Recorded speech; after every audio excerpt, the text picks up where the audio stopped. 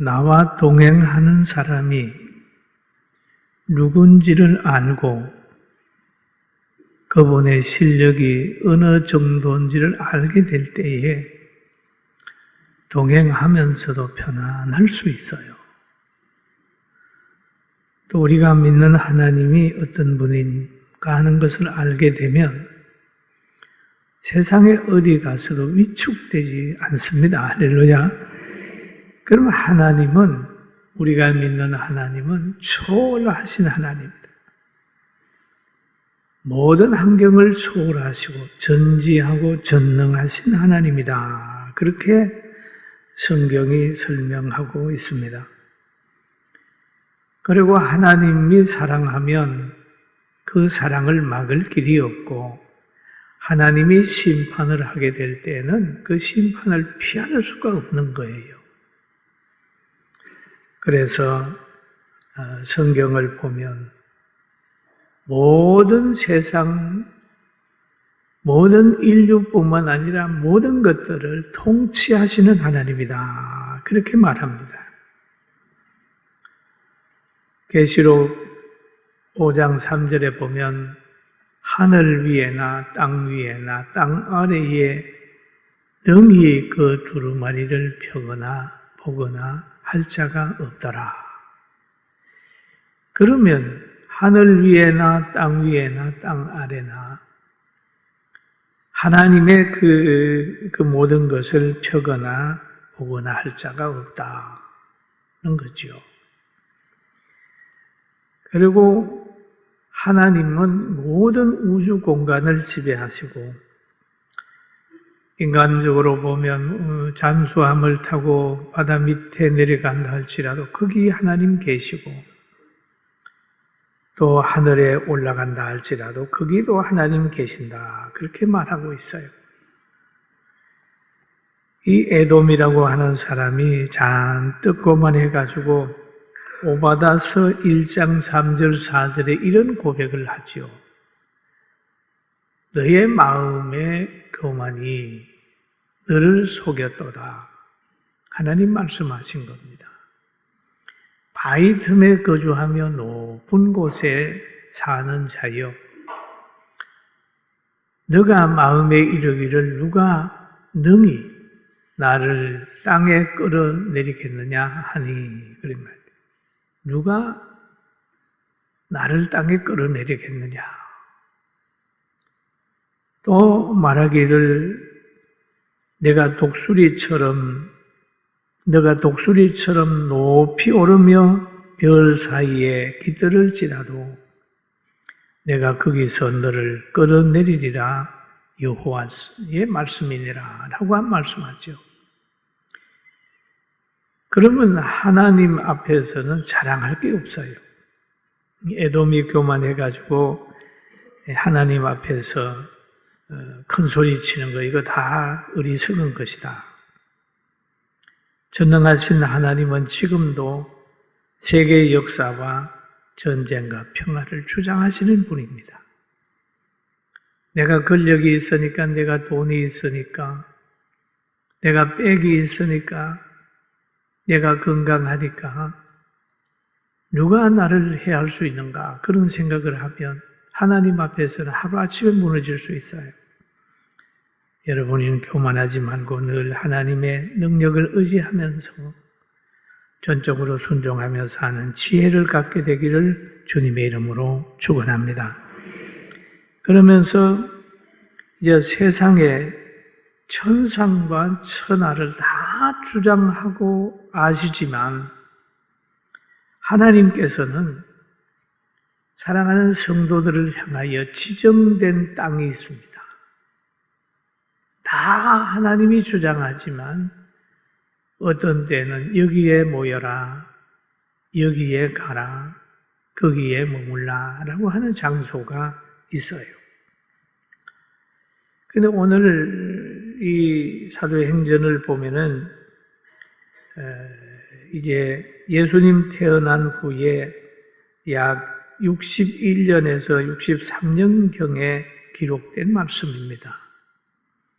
그 내용을 보면 그가 택하신 사도들에게 성령으로 명하시고 성천하신 날까지의 일을 기록하였다. 이게 사도행전입니다. 이게 사도행전. 그런데 여기에 보면은 그가 고난을 받은 후에 또한 그들에게 확실히 많은 증거로서 보이고 또 하나님의 말씀을 거기에 증거하고 있습니다. 40일 동안 머물면서 제자들을 만나준 내용이 여기에 기록되어 있습니다. 그러면 십자가에 달려 돌아가신 후에 장사된 바 되었다가 3일 만에 부활하셔서 40일 동안 이렇게 많은 사람들을 만나줬어요.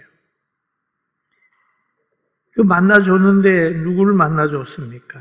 베드로도 만나주고 또 부활의 현장에 찾아온 여인들도 만나주고 또 야고보도 만나주고 도마도 만나주고 500여 형제들에게도 예수님께서 만나주셨습니다.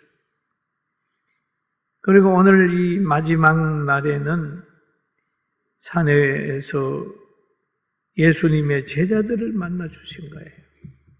근데 오늘 그 내용이 그 내용입니다. 그게 보면은 사도와 함께 모이사 그들에게 분부하여 이르시되 예루살렘을 떠나지 말라. 예루살렘을 떠나지 말라. 내게서 들은 바 아버지의 약속하신 것을 기다려라. 성령을 받기까지 예루살렘을 떠나지 마라. 라고 얘기를 하죠. 여러분, 다른 장소에도 하나님 다 알고 계시지만 왜 예루살렘을 떠나지 마라라고 할 걸까요? 하나님 성령이 거기에 임하기 때문에 떠나지 말라고 했습니다. 성경에 보면은 제물을 드리려고 할 때에 장소를 하나님이 정해줬었어요.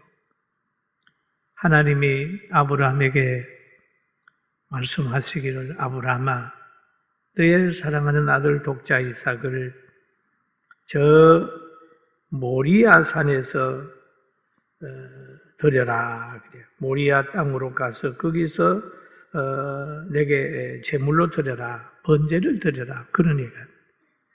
그러면 그 자리에서 드려라 라고 하지 않고 이 모리아 땅으로 가서 그렇게 정해주는 곳이 있어요. 그뿐만 아닙니다.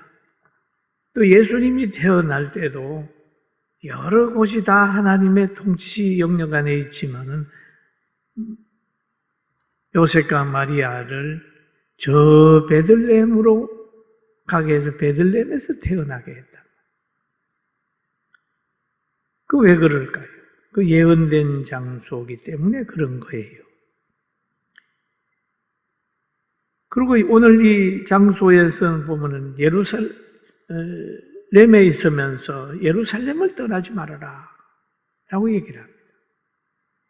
왜 예루살렘을 떠나지 말라고 하냐 하면 누가복음 24장 47절에 보면 또 그 이름으로 제사함을 받게 하는 회개가 예루살렘에서 시작하여 그랬죠. 그 회개가 예루살렘에서부터 시작하여 역사하기 때문에 예루살렘을 떠나지 말아라 라고 얘기를 합니다. 그래서 예루살렘에 모여가지고 이들이 기도할 때에 오순절 마가의 다락방에서 회개하게 되니까 막 성령의 역사가 나타났지 않습니까? 그런 것처럼 오늘날 우리는 또 우리에게 하나님이 어떤 장소를 정해줬을까요? 교회를 세우고 교회에 모여서 예배하고 교회에 모이기를 명했다는 사실 믿게 되기를 주의 이름으로 축원합니다. 교회. 또 솔로몬 당시에도 보면 솔로몬이 성전 낙성식 할 때에 성전에서 기도했습니다. 하나님, 성전에서 기도하거든 하나님 이런 복을 주세요. 풍년의 복을 주시고 건강의 복을 주시고 멀리 떨어져 있는 사람은 예루살렘 성전을 향하여 기도하거든 하나님 그 기도를 들어주세요. 그렇게 기도를 한 내용이 있습니다. 그리고 초대교회도 가만히 보면 모였어요. 각자가 집에서 기도하는 것보다는 모였어요. 가정집에 모여가지고 간절히 사도들의 말을 들으면서 거기에서 기도했단 말이에요. 여러분 우리도 늘 모이기를 힘쓰고 하나님이 정해진 예배당에서 하나님께 영광을 돌리게 되는 날이 계속되기를 주의 이름으로 축원합니다. 아멘. 모이기를 힘쓰라고요. 그래서 어둠에 속한 사람들은 항상 예배당을 폐쇄시키려고 하고 모이지 못하게 하는. 하나님은 모이기를 힘쓰라. 그렇게 얘기를 하고 있습니다. 초대교회도 보면은 오늘날 같은 건물은 아니지만은 가정집에 모여서 기도했습니다. 그리고 두세 사람이 모여 기도하는 곳에 내가 함께 한다고 했습니다. 여러분 오늘 이 시간 우리와 함께하는 하나님인 줄로 믿기를 주의 이름으로 축원합니다. 아멘. 우리와 함께 하시는 하나님입니다. 그러면서 예수님 말씀하시기를 요한은 물로 세례를 베풀었으나 너희는 맨날이 못되어 성령으로 세례를 받으리라 라고 얘기를 하셨어요. 그러면 우리가 받아야 될 세례가 물 세례도 있고 회개하여 성령을 선물로 받는 세례도 있습니다. 왜 성령을 받아야 될까요? 성령을 왜 받아야 될까요? 성령을 받아야 환경을 이길 수가 있습니다. 여러분. 성령을 받아야 능력을 받고 그 능력이 있어야 환경을 이길 수 있어요. 예수님이 제자들을 보내시면서 그럽니다. 내가 양을 이리 가운데 보낸 것 같소다 라고 얘기를 합니다. 그리고 양하고 이리를 비교해 보면 양은 이리 밥이 되잖아요. 그러나 양이 살아남는 것은 언제든지 양 뒤에는 목자가 따라다니는 거예요. 할렐루야. 그러면 우리가 이 세상에 보내잖아요. 하나님. 그럴 때에 그 목자의 능력, 예수님의 능력, 하나님의 능력이 성령을 통해서 와 있단 말이에요. 성령을 받으면 하나님의 능력이 우리 속에 들어와 있기 때문에 악령을 이기고 자기를 이기고 환경을 이기게 되는 권세가 있어요. 할렐루야. 대단한 것입니다. 그래서 성령을 받으라고 얘기를 합니다. 그리고 또 하나님께서 오늘 본문에 보면은 알려주지 않는 것들이 있습니다. 성령을 받으라고 하는 말을 듣고 난 제자들이 예수님께 물어보는 겁니다. 그들이 모였을 때에 예수께 여쭈어 이르되 주께서 이스라엘 나라를 회복하심이 이때니까? 라고 물어보는 겁니다. 궁금하죠? 여러분 우리도 궁금한 거 많아요. 내가 앞으로 잘 될 건가? 남북 통일이 언제 이루어질 것인가? 코로나는 언제 완전히 끝날 것인가? 우리가 하는 사업이 어떻게 될 것인가? 우리 대한민국의 미래는 어떻게 될 것인가? 궁금하잖아요. 많이 궁금합니다. 제자들도 궁금하게 되니까 예수님에게 물어본 거예요. 이스라엘을 회복하심이 이때니까 물어볼 때에 예수님이 그 말에 대답을 할 때에 때와 시기는 아버지께서 자기 권한에 두셨으니 너희가 알 바 아니요. 그렇게 그거 알려고 하지 마라. 때와 시기, 이스라엘을 회복할 시기, 그 알 거 아니다. 너는 그냥 성령을 받아서 깨어 있으면 된다라고 하는 말을 합니다. 성령을 받아라. 성령을 받기 전에 예루살렘 떠나지 마라. 라고 말씀한 거예요. 그러면 사도행전 1장 8절에 보니까 오직 성령이 너희에게 임하시면 너희가 권능을 받고 예루살렘과 온 유대와 사마리아와 땅끝까지 이르러 내 증인이 되리라 라고 말씀하셨습니다. 주님께서 제자들에게 맡겨준 거 있지요. 내 양을 먹여라. 내 양을 쳐라. 너희가 복음을 전해라. 양들을 양육하라. 라고 하는 말을 주신 사명을 감당하는 데는 성령을 받아야 되기 때문에 성령을 받으라고 얘기를 제자들에게 하고 있습니다. 그리고 성령을 받으면 어떤 현상이 오느냐 하면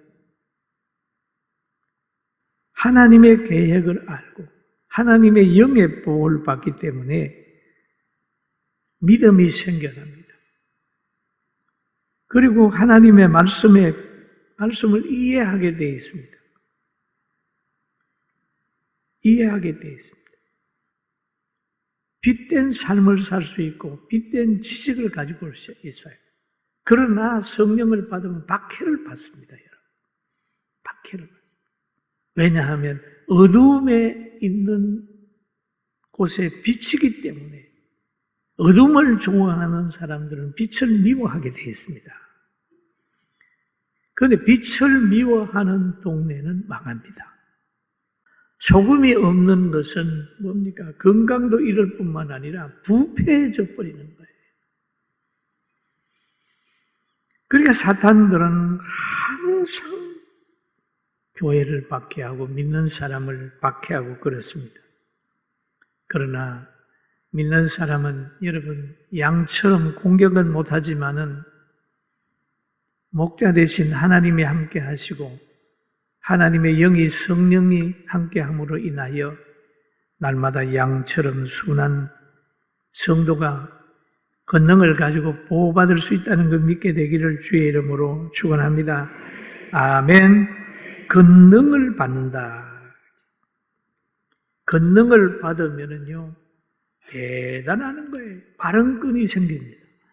베드로가 한마디 책망을 했더니 초대교회 아나니아와 삽비라가 조그만 거짓말하는 사람이 죽어버렸어요. 그리고 베드로와 요한이 성전에 가서 기도하러 나오는데 그 나면서부터 안진뱅이가 구걸하려고 그를 쳐다보고 있었습니다. 그럴 때 베드로와 요한이 서로 얼굴을 쳐다보고 그를 향하여 얘기를 하잖아요. 은과 금은 내게 없거니와 내게 있는 것으로 너에게 주노니 나사렛 예수 이름으로 걸어라! 라고 했더니 그가 벌떡 일어나서 걸었어요. 할렐루야! 성령을 받으면 자기와 환경과 사람을 변화시킬 수 있는 능력이 그에게 오게 되는 거예요. 그래서 주님이 제자들을 보고 성령을 받아라. 약속되는 성령을 받으라고 얘기를 합니다.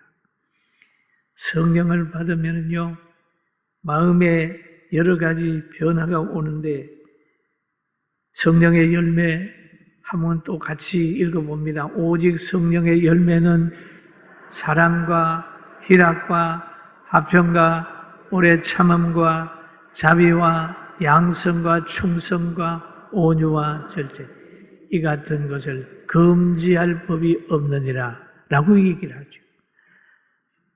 여러분 성령을 받으면 영원한 불변의 도덕의 기준이 되는 거예요.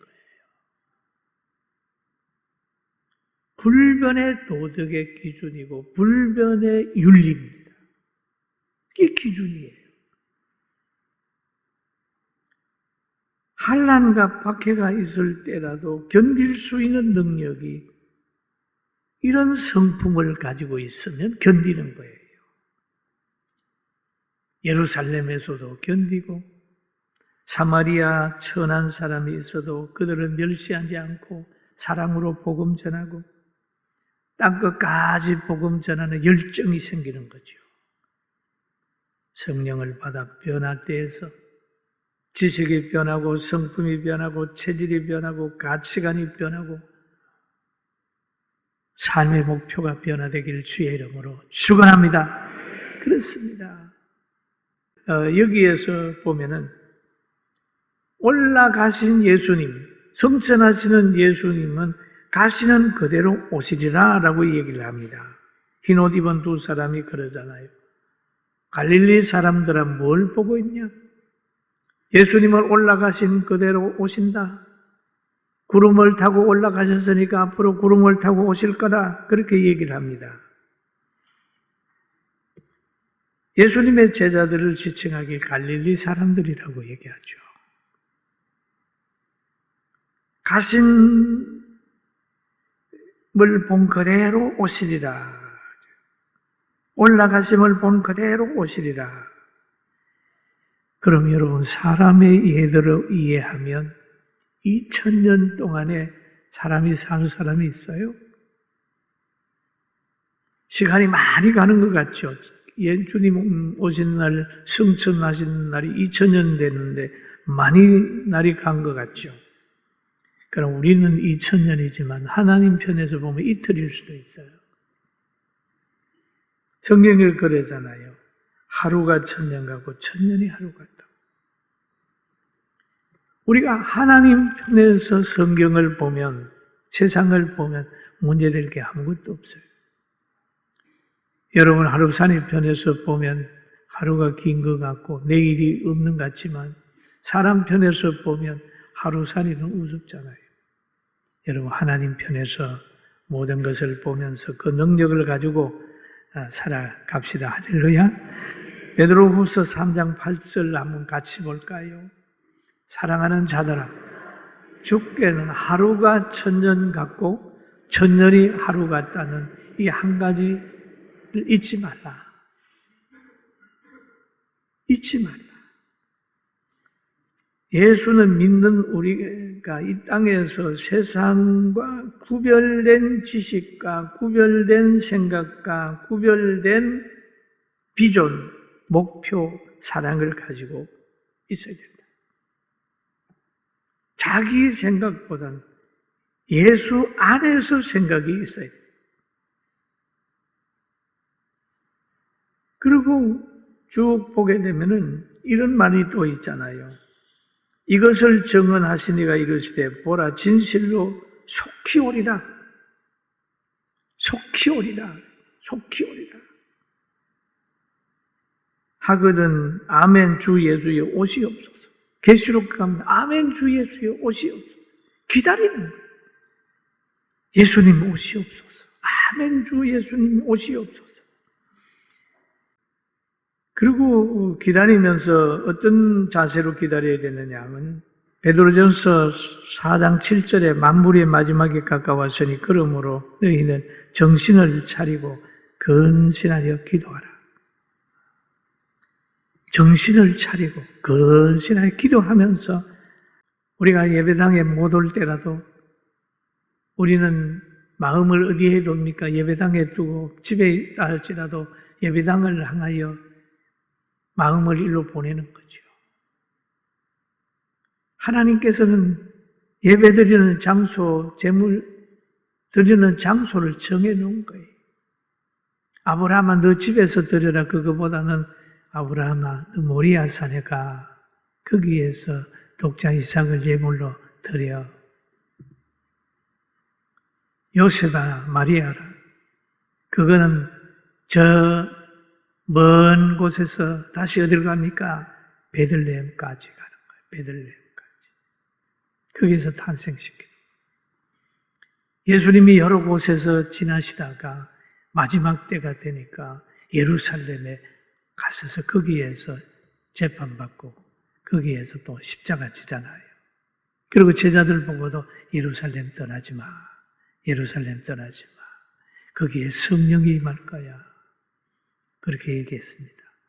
여러분, 우리는 이 말세에 우리 마음이 어디에 머물며 우리 육체가 어디에 머물며 꿈은 어떻게 가져야 되는지 잘 생각하고 땅에 살면서 하나님의 사람으로 엉 뚫린 하나님의 나라 바라보면서 성령의 감동을 받아 행복하게 살기를 주의 이름으로 축원합니다.